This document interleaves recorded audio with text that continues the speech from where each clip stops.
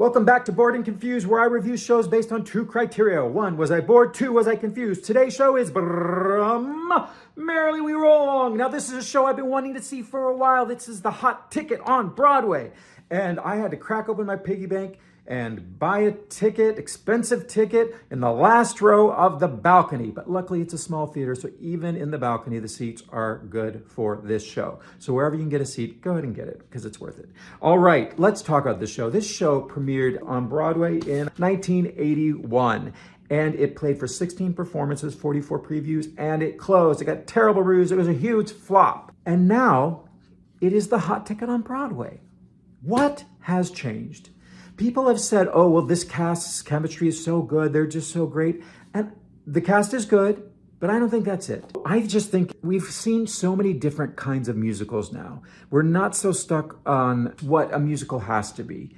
And I think people are just open to seeing a musical about people that are not that likable at the beginning and that we actually grow to understand. Because that's always a warning sign. If you don't like the characters, the danger is that you're not going to root for them and you don't care. And if you don't care, you get bored. But I did not get bored during the show. Maybe it's because I knew the characters were going to be unlikable, and I knew that what was going to happen is we were going to go back. We see the characters where they are in the 80s is their dreams have not really come to fruition in the way that their younger selves had hoped. And then the question is, where did I go wrong? And part of the casting of this that's so smart is we've got in the role of Franklin Shepard, we have Jonathan Groff. In the role of Mary, we have Lindsay Mendez. And in the role of Charlie Kringus, we have this little known actor who, I don't know if you've heard of him. His name is Daniel Radcliffe. The great thing about this casting is all of these actors are extremely likable. And this is so important because they're not happy people at the beginning of the show. The whole reason that the show was written is Hal Prince's wife, I think it was Hal Prince's wife, suggested they do a show about teenagers, which is fun, I guess. And so this is the story that they chose to do because they were going to cast it with young people, teenagers in early 20s, and then move back in time and they just have young people play it throughout. But I think that's a problem because when you're watching the show, your first moment is you're seeing them in their 40s. And if there's a bunch of teenagers playing 40-year-olds, I think as an audience member, I'd be like, what? Huh? What? And then by the time you get to the end, you'd be like, oh, okay. So I quite liked that the cast is closer to being 40. And as we're moving back in time, we understand that they're not going to get younger. We understand that we're not going to trade them out. We go to theater. We go, yeah, okay, yeah, he's 18 now, even though it's a 40-year-old man. It totally makes sense to an audience. So that's not a problem to me. And I think what happens is you may not like the characters at first, but you understand them. Understanding a person is liking a person. I mean, that's what it's all about, right? When people say, oh, I hate this kind of person, it's because they don't know the individual. And so for me, I was never bored with the show. I understood that Franklin Shepard isn't the most likable person at the beginning of the show, but it is Jonathan Groff, and he's a nice guy. So as we move back, I felt like I understood the mistakes he made, and I understood why he made them. And I didn't hate him because of the things he did. He didn't murder anybody. And honestly, the character of Charlie Kringus, he has this great song, Franklin Shepard Inc., where he blows up at him in the middle of an interview. But I didn't dislike him for that because what he was upset about was completely valid. He was upset that he wanted to write this show with his friend and his friend was too busy making money. So I think Charlie isn't someone I dislike. And Mary, honestly, she's a funny drunk in the first scene. So I'm like, oh, I like her, she's funny. So I think the casting was great in that they were likable people. But I don't think they're the reason the show is a success. I think the score is amazing, and I think it's a great story. I could really relate to this about having dreams and then where you end up isn't always necessarily where you thought you would be. I completely related with Charlie Kringus as a playwright and lyricist. I know what it's like to collaborate with people and to be frustrated when you have a really great work ethic and they're being distracted by money or family or other things going on in their life when you really just have the show you want to tell. I thoroughly enjoyed it. I was not bored, only a little confused. The show has the potential to be very confusing because we're moving back in time. But kudos to the director because because I wasn't really not confused. There was just a couple moments where you're like, oh wait, what's going on? But then you figure it out. And at the very end of the show, he's holding this red folder. I have no idea. I think it was maybe the play that they had originally wanted to write.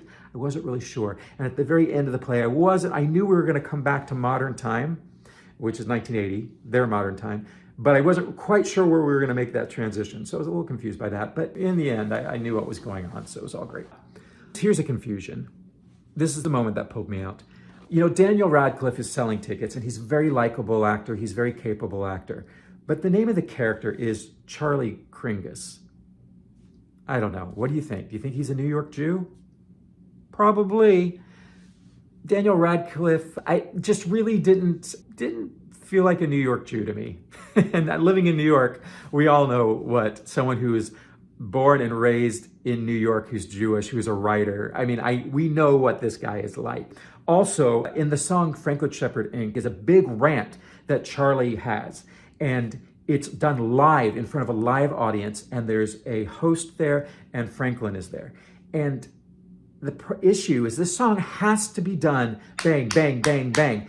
And Daniel took some moments in the song where he would just pause. And I was like, why isn't the host jumping in? She needs to get this interview back on track. And he just paused, jump in. So I wish Daniel would have just not take those pauses out, have your mental breakdown and just plow through that song. That's what makes that song so fun. Now, it wasn't bad. He did a good job. It was all good. All the actors are great.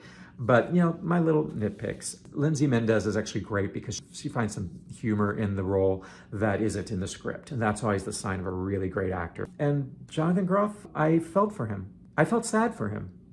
You know, by the time we go back and we see how hopeful and excited and how open and innocent he was and how his first marriage was actually a really beautiful love story. So I left the theater with this feeling of the money's not important. What's important are the friendships and the art that you make. So the show resonated with me, enjoyed it from start to finish, would even go see it again. And this score, I mean, come on, this is such a great score and such a difficult score to write because the songs that like Franklin and Charlie had written kind of morph. We see the final version of the song and then we see what the original version of the song was, which is really kind of fascinating. One thing I wish the show did is I wish it focused a little bit more on Mary. She's kind of the glue that holds the two guys together until it just becomes impossible. They talk about her having written a book and been successful, but then she hadn't written anything since, and then she becomes an alcoholic. And, you know, her main character thing is that she's in love with Franklin. It's like this unrequited love. And, you know, for modern day, it's just like, don't make the lead female have her entire character life be about being in love with a guy. You know, I wanted to know more about her writing career, and I wanted to know why did she have one really successful novel and then not do another? It can't just be because she was in love with Franklin. That's pathetic. There had to be something else going on in her life, right? But Lindsay did a great job of creating a three-dimensional character for us, so you don't really think about that. But afterwards, I was like, I really want to know more about her. Anyhow, so this thing is extended a second time, I believe. It's playing into the summer. Go check it out. And, you know, honestly, I was really afraid I might miss one of the leads, but look, I'm sure some of the leads are going to be off. So if you're on a night where the lead isn't on, don't worry about it. It's not dependent upon these leads, even though they're great. The show feels great. Oh, one more criticism. I wish there was more dancing, especially the opening number. There's some times where the music just really, as an audience member, I feel like bopping. Why aren't they bopping? Can I smell a bop, please? All right, go see the show. Hope you enjoyed the mustache. It's going to leave soon because I have an audition in 3 days and I don't think they want the mustache. But look what I can do with it. Isn't that cool? I look like a Cheshire cat. Meow. I don't want to drift away. Want to stay inside the play. Keep me engaged. Keep me amused with what's in front of me.